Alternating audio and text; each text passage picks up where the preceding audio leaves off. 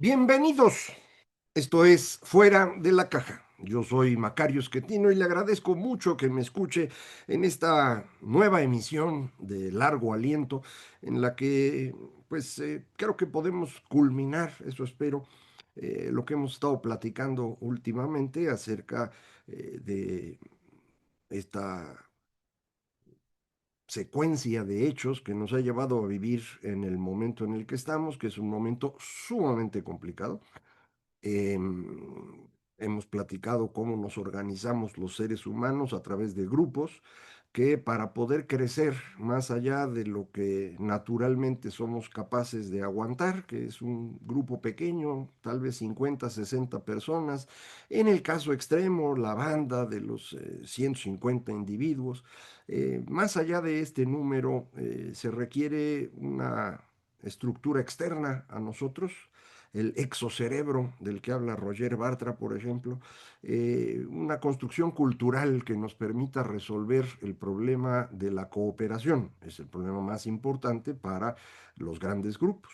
Esto lo hemos hecho desde hace, suponemos, más o menos 50.000 años, mediante la invención de un elemento externo a nosotros, que garantiza esa cooperación, o cuando menos la maximiza, la lleva hasta donde es posible. Y esta estructura externa o esta idea externa está asociada a lo trascendente, a algo que va más allá de la vida humana. Y esto se debe a que como resultado de nuestra capacidad de hablar y por lo tanto de organizar ideas, somos los únicos animales que nos damos cuenta de que vamos a morir. Los demás, algunos, se dan cuenta de que mueren individuos de su grupo, pero no parece que de ahí ellos puedan imaginar que ellos mismos van a morir. Nosotros sí, todos sabemos que vamos a morir, nos hacemos guajes, no queremos escucharlo. Algunos sí, y creo que eso ayuda mucho a vivir mejor, sabiendo que esto se va a acabar en algún momento. Y construimos entonces esta idea trascendente, más allá de la vida humana, que se fue convirtiendo en lo que después llamamos religión. Yo creo que debíamos llamarlo religión todo el tiempo, pero los especialistas prefieren reservar este nombre para un grupo de creencias ya muy desarrolladas, y al otro le dicen creencias. Yo creo que todas son religiones, todas están asociadas a esta trascendencia, no todas tienen que tener dioses, pero sí esta idea de trascendencia. Em, para poder construir un grupo cada vez mayor de individuos, esta creencia fue evolucionando en el tiempo. Pasamos de creer en una dimensión en donde podíamos hablar con los animales, a adorar antepasados que suponíamos se iban a vivir permanentemente en esa otra dimensión. Construimos estos dioses zooantropomorfos al inicio. Hay muchísima evidencia de estos dioses que se van creando en el tiempo, que van a ser una especie de upgrade, he dicho yo, de los antepasados que adorábamos y los convertimos en pequeños dioses que servían para agrupar a varios clanes, que conforme se va incrementando el tamaño del grupo, pues se requiere que estos pequeños dioses tengan alguna forma de sobrevivir, y eso lo hacemos construyendo una estructura de dioses en donde unos resultan más importantes que otros. Esto nos lleva al panteón politeísta, que va adquiriendo diferentes formas, y en el primer milenio antes de Cristo ocurre una transformación particular en Europa, en donde a estos dioses se les empieza a dar características muy humanas. Son los dioses de la mitología griega, romana, e incluso la mitología germánica. Esta característica de los dioses creo que va a permitir el tránsito al monoteísmo, que, mi opinión, los primeros que lo convierten en una idea organizadora son los romanos. El imperio romano se construye alrededor de la deificación de Julio César. Eso lo hace César Augusto. Y después él mismo empieza a ser deificado y de ahí en adelante todos los emperadores adquieren carácter de Dios. La idea es que esto permitía que a lo largo de todo el imperio romano se pudieran mantener las creencias de cada grupo que se iba conquistando, porque si no estaba dificilísimo administrar. Pero había que dar una idea que los uniera a todos, y esta idea es el César convertido en Dios. Todo mundo puede seguir creyendo en lo que quiera, pero debe adicionar a sus creencias la adoración a este Dios que es al mismo tiempo el César. Y eso permite un imperio que funciona. Sin duda, para que funcione ese imperio se requieren un montón de otras cosas, ¿no? Necesita usted capacidad administrativa, es uno de los grandes aportaciones del imperio romano. Necesita usted tecnología para poder estar comunicando todo esto, cosa que ya existía, pero los romanos logran mejorar un poco. En particular, los caminos y la construcción de ciudades también es una gran aportación de ellos. Necesita usted un ejército que funcione, cosa que también ya teníamos. Ellos simplemente le dan el nivel adecuado para controlar el imperio, pero la idea unificadora, creo yo, es esta creencia en este César que es al mismo tiempo Dios, y eso es lo que facilita que cuando cae el imperio romano de Occidente, la iglesia cristiana católica pueda reemplazar al imperio con cierta facilidad, olvidándose del Dios César y diciendo, no, mira, el Dios de verdad es este, Jesucristo, y órale, y con ese se funciona. Este proceso, lo hemos estado platicando, ayuda a al funcionamiento de grandes grupos, pero eh, hacia el siglo XVI tenemos también en Europa una ruptura con esta forma de pensar y el guardar a Dios en la casa de cada quien, quitarlo de la vida común para permitir una organización distinta. Esto es lo que nos va a dar un avance significativo en el conocimiento, en la generación de riqueza y es la base de la democracia. Y esto es lo que nos ha puesto nerviosos a todos porque eh, habíamos vivido toda la vida con Dios, ¿no? Lo habíamos inventado hace 50.000 años y de pronto pues estar sin Él nos pone nerviosos. Ah, nos cuesta mucho trabajo imaginar que las cosas pueden funcionar sin alguien que coordine todo. En realidad sí, sí funcionan y de hecho funcionan mejor. Podemos, gracias a que cada quien hace lo que quiere y va intercambiando cosas con los demás y va asociándose con el grupo que le parece más adecuado. Gracias a ello hemos podido generarle, insisto, todo lo que hemos hecho en los últimos 500 años, de los cuales los últimos 200 han sido espectaculares.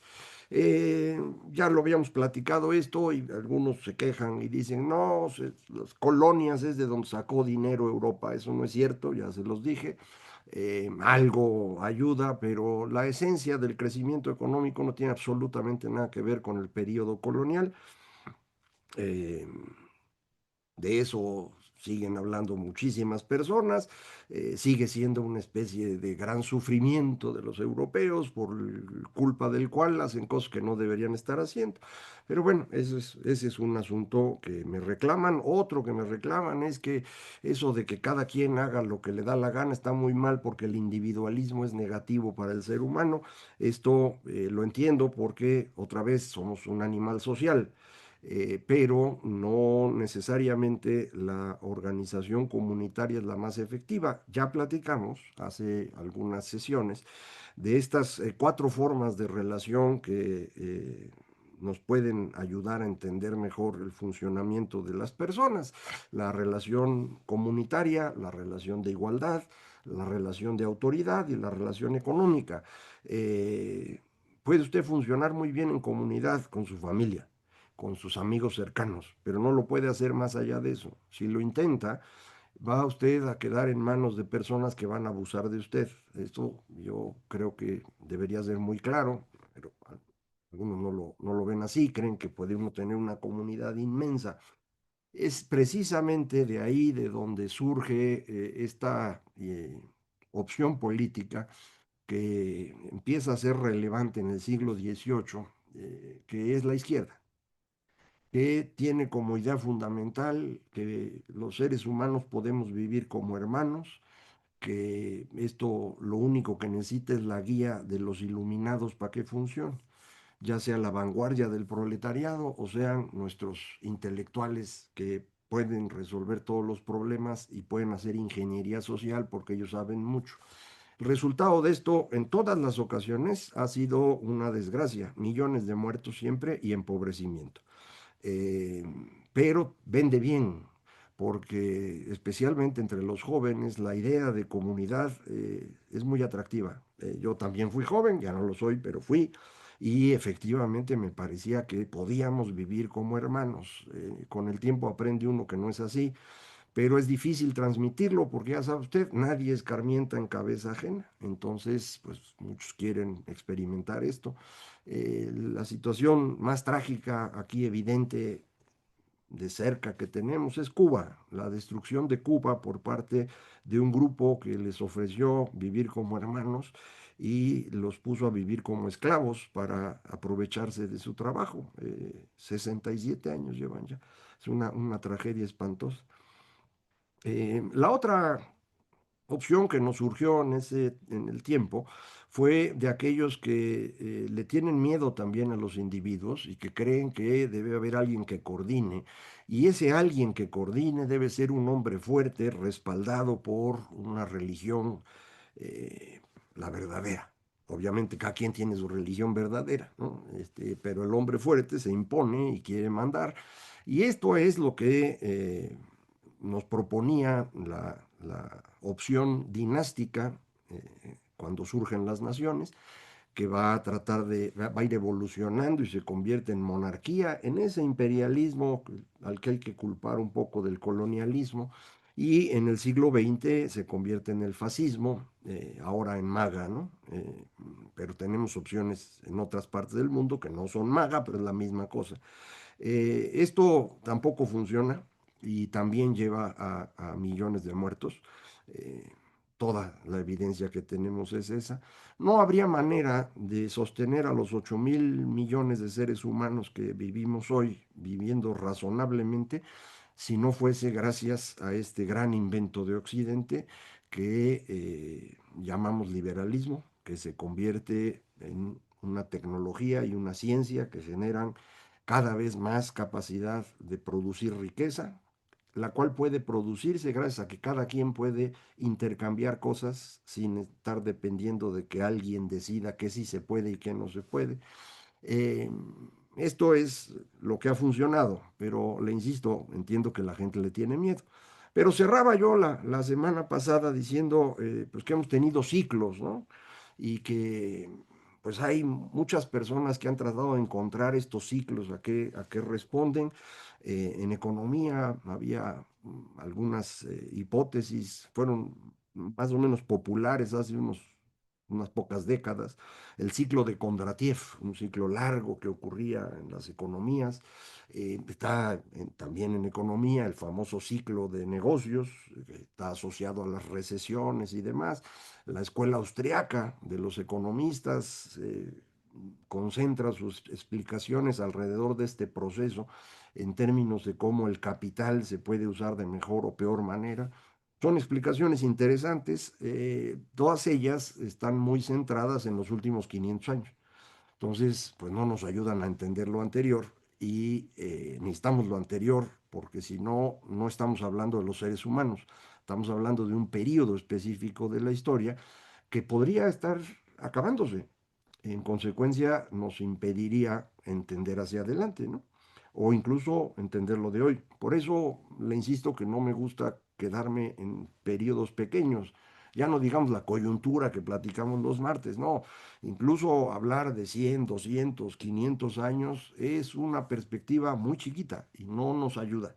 Una persona que ha estado analizando ciclos en Estados Unidos es George Friedman, que fue el fundador de una agencia de inteligencia privada que se llamaba Stratford. Luego, por varios problemas, salió de ahí y tiene ahora una empresa distinta que se llama Geopolitical Futures. Y él tiene una explicación de ciclos para Estados Unidos. Dos ciclos, un ciclo institucional que dura 80 años y un ciclo económico que dura 20. Y pues viendo esos ciclos llegaba a la conclusión de que en esta década se juntaban ambos y por lo tanto iba a ser muy complicada. Escribió de eso. Eh, Efectivamente está complicada. Puede ser que tenga razón en estos ciclos, pero insisto, una perspectiva pequeñita. Quien ha intentado una perspectiva más amplia es un señor que se llama Peter Turchin, que se dedica ahora a la historia. Creo que él originalmente era ecólogo, pero ahora se dedica a la historia y es el impulsor de una cosa que llama Cliometrics, la medición de la historia. Clio, ¿se acuerda usted? Era la musa de la historia. Y él está convencido que se puede ponerle numeritos a la historia y con eso analizar de mejor manera. Poco esta psicohistoria de Asimov en Fundación, esta gran obra que escribió Isaac Asimov. Eh, lo está intentando, ha escrito varios libros, algunos llegan tan lejos como El último milenio. Sus ciclos no son tan convincentes para mí porque los veo asociados a otra cosa que ahorita le platico. Sin embargo, es un esfuerzo interesante. Hay el problema de que si le quiere uno poner números a la historia en un periodo muy largo, la información se empieza a hacer muy difícil de conseguir. No exactamente se está midiendo lo mismo. Y Turchin cometió un error grave, creo yo. Se puso a tratar de explicar cómo la teoría de Adam Orensayan, este psicólogo y estudioso también de las religiones, que publicó un libro sobre los grandes dioses y decía, los grandes dioses son los que permitieron la construcción de las grandes sociedades, cosa con la que yo coincido. Turchin se puso a hacer sus numeritos y dijo, no, es al revés, primero crece la sociedad y luego aparecen los dioses, porque mira, aquí está. Y el problema es que estaba teniendo definiciones distintas de lo que era un gran dios y de lo que era una gran sociedad. Y cuando uno ya lo pone en números, empieza a trabajar con los números, se le olvida qué fue lo que había definido. Este problema de codificación es muy, muy complicado. Yo no dudo que el señor Turchin esté trabajando con mucho ánimo y que lo que está haciendo pueda ser exitoso en algún momento. Hoy no lo es todavía y creo que sus conclusiones pues hay que tomarlas con cuidado. Pero son útiles, pero hay que tomarlas con cuidado. Los ciclos que encuentra Turchin en plazos largos se parecen mucho a lo que ya hemos comentado aquí, ciclos asociados al clima, que es el que obliga a las sociedades a transformarse. Si usted no tiene una fuerza externa, la sociedad va a mantenerse como está. Si esa sociedad produce suficiente para comer, pues ahí se mantiene. Cuando crece la sociedad, ya no alcanza la comida, se mueren unos, se regresa al tamaño original y otra vez funciona. Así es la historia humana, esto es más o menos claro.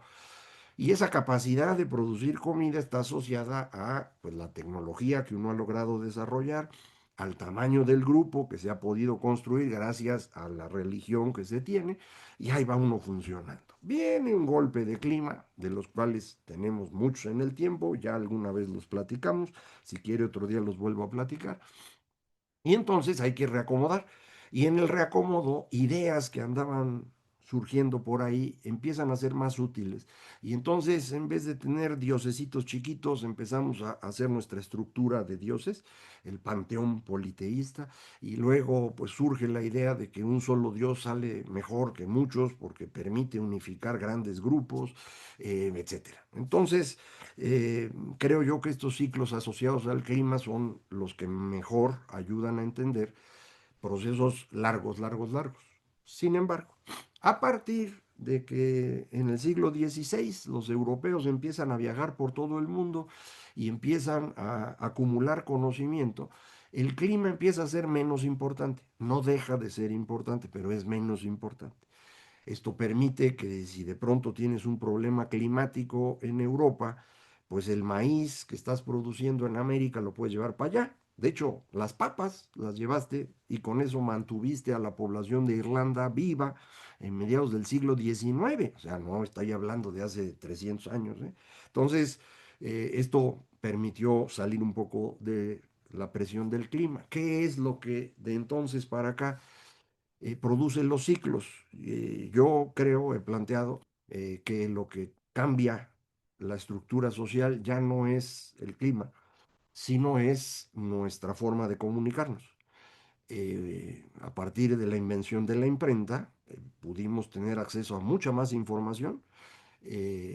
Luego pudimos tener acceso a información de muchos lugares, casi en tiempo real, los periódicos que en el siglo XVIII ya están en todas partes, junto con el café, que es otro elemento fundamental para entender el siglo de las luces. Así le llamamos al siglo XVIII, ¿se acuerda? Y es el siglo de las luces porque ya todo el mundo empezaba a entender un montón de cosas y a pensar que la razón era fundamental y a buscar el conocimiento, porque había café.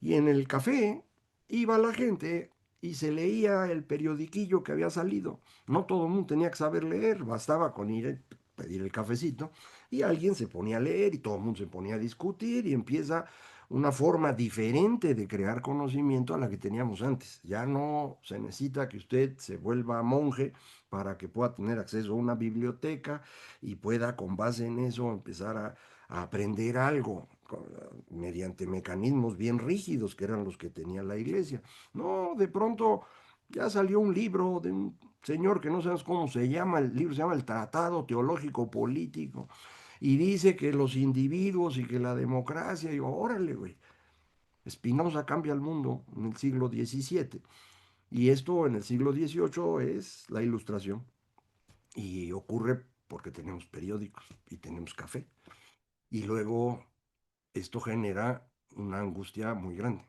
porque en el momento que hay más información, cuesta trabajo entenderla y empieza uno a poner en duda la forma como uno se fue construyendo. Es decir, yo aprendí, digamos, alguien en el siglo XVIII diría, yo aprendí en una escuela religiosa y yo creo en este Dios y estas vírgenes y estos santos y creo que esto debe hacer cada quien y está clarísimo que hay una diferencia fundamental entre los nobles y la raza de bronce. Bueno, eso me lo está poniendo en duda el tal Spinoza y me lo está confirmando Voltaire. Y Rousseau dice que lo que tengo que hacer es armar un drama para acabar con esto. Bueno, pues es la Revolución Francesa, ¿no? Y ese es este ciclo al que me he referido. Eh, Esto lleva un montón de muertos, a Napoleón moviéndose por toda Europa y llevando el Código Civil a todas partes y rompiendo con la estructura que Luis XIV había querido hacer. La idea, insisto, de las naciones dinásticas se viene abajo prácticamente, sigue aguantando un rato, ¿no? Pero la idea que funciona mejor es la parlamentaria, la británica, que para ese entonces ya está moviendo a muchas otras partes. Y esto en el siglo XX se vuelve a transformar por la aparición de los medios masivos. Estos medios masivos de comunicación, empezando con el telégrafo, aunque usted no lo crea, pero después la radio y el cine, van a permitir que las personas empiecen a tener muchísima más información que antes, pero además ahora a través de imágenes y sonidos. Y esto va directo a las emociones de las personas. No pasa por la imaginación de usted al leer a Víctor Hugo para pensar en Jean Valjean. No, de pronto, ahí está, güey, ¿no? Y nos pasan la película y nos ponen a cantar es una forma bien distinta.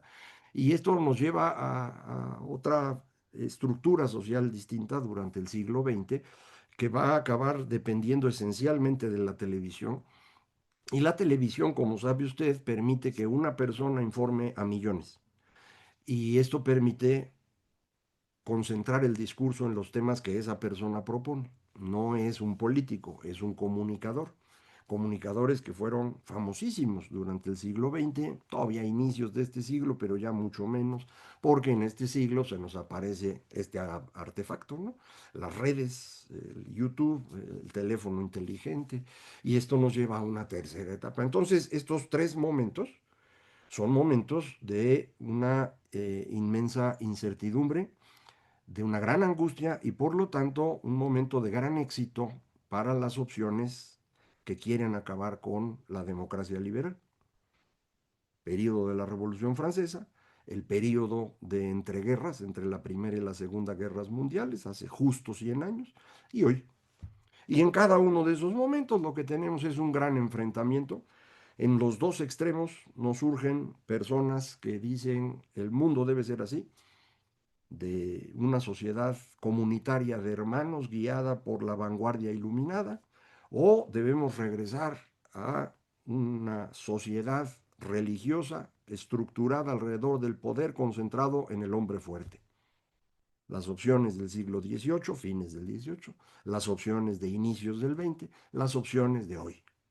Y los resultados en las ocasiones anteriores fueron pues mucha violencia y al final acabó ganando la democracia liberal. No sabemos ahora qué pase, no tengo idea. Eh, en el siglo XVIII a XIX, quien logra imponer el triunfo es Gran Bretaña, se convierte en la gran potencia desde prácticamente 1815, la Convención de Viena, hasta la Primera Guerra Mundial. 100 años donde Gran Bretaña es la neta. Ellos controlan el mundo, controlan los mares, hacen todo. A partir de ahí, quien se encarga de esto y toma la batuta es Estados Unidos. Se convierte en gran potencia, fundamentalmente alrededor de la Segunda Guerra Mundial. Es la heredera de Gran Bretaña y se sigue con eso. Pero ahora, en donde tenemos al hombre fuerte que está intentando destruir la democracia liberal, es precisamente en Estados Unidos. Entonces, a diferencia de esas dos ocasiones anteriores, no queda claro de dónde podría venir una defensa de la democracia liberal que derrotara a estas opciones extremas. No puede venir de China, ¿no? Ellos no, democracia no es lo suyo. La India no, dicen que es democracia, pero ya le platicaba yo, se parece mucho más al PRI y a una estructura tipo latinoamericana, ¿no? Más medieval que moderna. Eh, ¿De dónde? Europa se ve muy cansada, no pueden organizarse bien a su interior todavía. Entonces, está bien raro, pero al menos creo el problema está mejor definido visto de esta manera. Yo espero que esto le haya sido útil para entender mejor en dónde estamos. Estoy hablando del mundo en su conjunto, no estoy hablando del caso de México específicamente, insistiría yo. Nosotros estamos desfasados de la modernidad, no hemos logrado llegar ahí, toda América Latina sufre el mismo mal que nosotros, eh, y pues a la modernidad a la que íbamos a llegar se nos está desbaratando. Entonces, a ver si se me ocurre algo en los próximos días para poder platicar con usted acerca de cuáles caminos podría haber o de si esta modernidad ha llegado a su fin y hay que pensar en algo distinto. Digo, no es que nosotros vayamos a resolverlo, pero nos entretenemos, ¿no? Muchísimas gracias. Esto fue Fuera de la Caja.